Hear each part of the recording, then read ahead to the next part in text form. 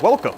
If you're watching this series, you are probably already at least a little familiar with the incredible events that took place on October 13th, 1917 in Fatima, Portugal. How did this happen? Why was Fatima, Portugal chosen to be the location of such an incredible event? Central to this miracle were the three Fatima Seers, Lucia, Francesco, and Jacinta. Their stories have been told many times and heard by millions of believers. However, their stories are only a part of this incredible event. There were thousands of secret witnesses to the Fatima miracle, each of whose eyewitness reports dispel some of the questions behind this miracle. Come with me now as we explore this great mystery and meet the secret witnesses of Fatima.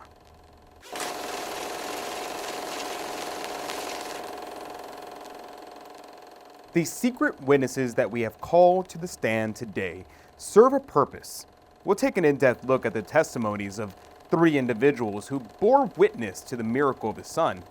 These three have very dissimilar backgrounds and lifestyles, but when they were asked about what they saw on that fateful day on October 13th, their answers were eerily identical.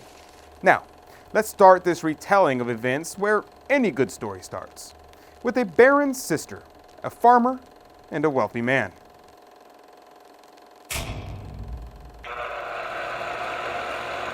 On August 1st, 1917, the Baron of Alvazaire learned of the heroism of the children of Fatima in the prison of Orem in Portugal.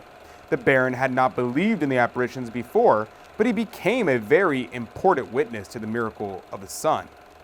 After the death of Francesco in 1919, he helped to send the dying Jacinta to Lisbon in the hope of saving her life by an operation.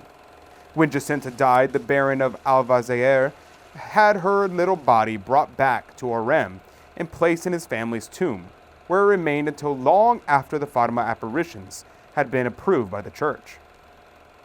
Among the numerous depositions which we have obtained from this book is that of the Baron's sister Maria Celeste de Camare el Vasconcelos, who now is living on the family property in Orem.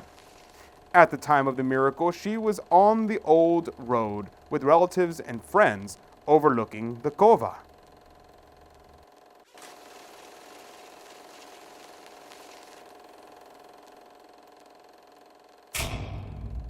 Did you think that anything might happen, madam? I expect that all was a fancy of the poor children, and that we would see nothing. What happened? The sun began to spin with circles of every color. It was like a wheel of fireworks, and coming down to the ground. What was your reaction? Stupefied.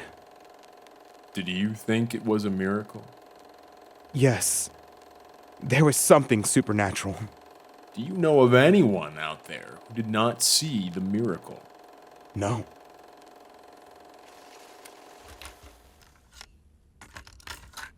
The reality of this miracle begins to emerge as we patiently listen to one witness after the other, each different yet testifying to the same incredible event. Now we move on to the testimony of the farmer. Jose Joaquin de Assuncio was 71 years old in 1960s and was living at Montelo, Portugal, and at the moment of the miracle, he was standing fairly close to the place of the apparitions, where the fountain is now located. He was with several acquaintances. He had tried to get as good a location as possible. This is what he saw. The sun began spinning as though in a sort of box. All the people cried, "It comes down! It comes down!" The colors of things seemed different. How were you dressed, Jose? I was not dressed in a special way, just as usual. It was raining. And then you were dry afterwards? The sun began to come down and all were quickly dried. What was your personal reaction? In August, I was more impressed than in October. In August, I went to fetch some pumpkins not very far from the cova when I heard that the children were taken to prison. I decided to go and promised my gold watch and chain if I ever saw the vision. I was so happy, as if I really had seen her. I kept my promise. Did you know of anyone out there who did not see the miracle. I never heard that no one saw it. They were all obliged to see, except those who might not look at it. Already we can't help but notice the similarities in these two testimonies. One of the similarities being that both the Baron's sister and the farmer were excited to see if the rumors were true and wished to believe in them. The third and last witness had a different mindset when he observed the miracle. Let's now turn our attention to what he had to say. Now I'm going to pause for just a second because something just occurred to me. You're watching this video because you love hearing miraculous stories about Our Lady's love. But what about when you're away from your phone and computer or whatever screen you're watching this on? What about when you want to get away from the internet, but you still want to learn about our Lord and Our Lady? Well, let me introduce you to Crusade Magazine. Crusade Magazine is a beautiful, fully Catholic magazine filled with stories about the saints, cutting edge and current Catholic news, prayer suggestions, and so much more. We at America Needs Fatima designed Crusade Magazine to be a way that you to be inspired, informed, and spiritually fulfilled, especially when you want to get away from your electronics. When you sign up to become one of our Child of Mary members, you automatically receive a Crusade Magazine subscription as one of your gifts. So if you want pages and pages of Catholic content at your fingertips, well, click the link in the description down below to become a Child of Mary and have Crusade Magazine delivered straight to your door. Okay, back to our story. Now, Mr. Godhido was a member of an important and distinguished Portuguese family. It is the first testimony we present from a man who was completely skeptical, and it has a surprising conclusion.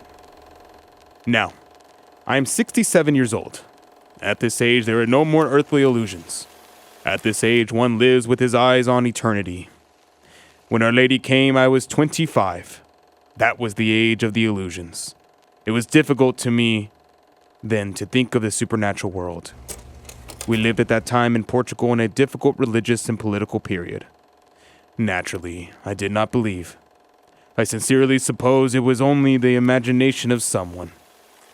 My mother believed from the beginning, however, and asked me to take her in my car to Cova de Iria on the 13th of June. We left the car, jumped over some stones, and met the three shepherds who had lighted their candles in their hands. Other people like us were waiting for the apparition. In front of the children there was a little holm oak tree. They said that on the holm oak Our Lady would appear. At my mother's request, I went once more to the Cova de Iria in August, at the time of the apparitions. Once more I came back discouraged and disappointed. But that time, something extraordinary happened. My mother, who had a large tumor in one of her eyes for so many years, was cured. The doctors who had attended her said they could not explain such a cure. Still, I did not believe in the apparitions. Finally, and again at my mother's request, I went to the Cova once more on the 13th of October.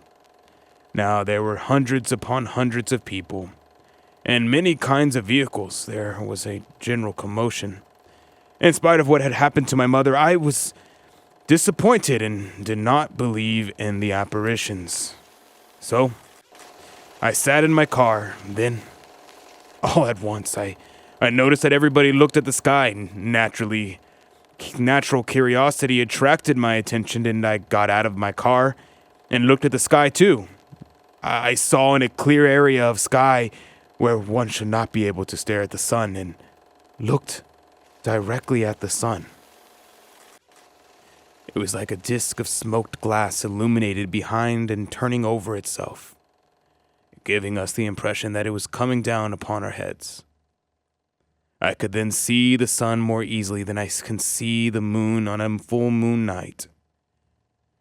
From those hundreds of mouths I heard words of belief and of love to the Blessed Virgin. And then I believed. I was sure I had not been the victim of mere suggestion. I saw the sun as I never saw it again, and that is what I saw concerning the apparitions. With this, we bring the episode to a close. 3 different testimonies, 3 different lives, and 3 different lenses through which the Fatima miracles were viewed. Yet only one conclusion can be drawn. Something happened that fateful day that neither science nor propaganda could explain away. Join us next week as we dive into the distant witnesses and what they have to say about what they saw from 600 miles away from the actual site of the miracle. This will be another incredible true account from one of the secret witnesses of Fatima.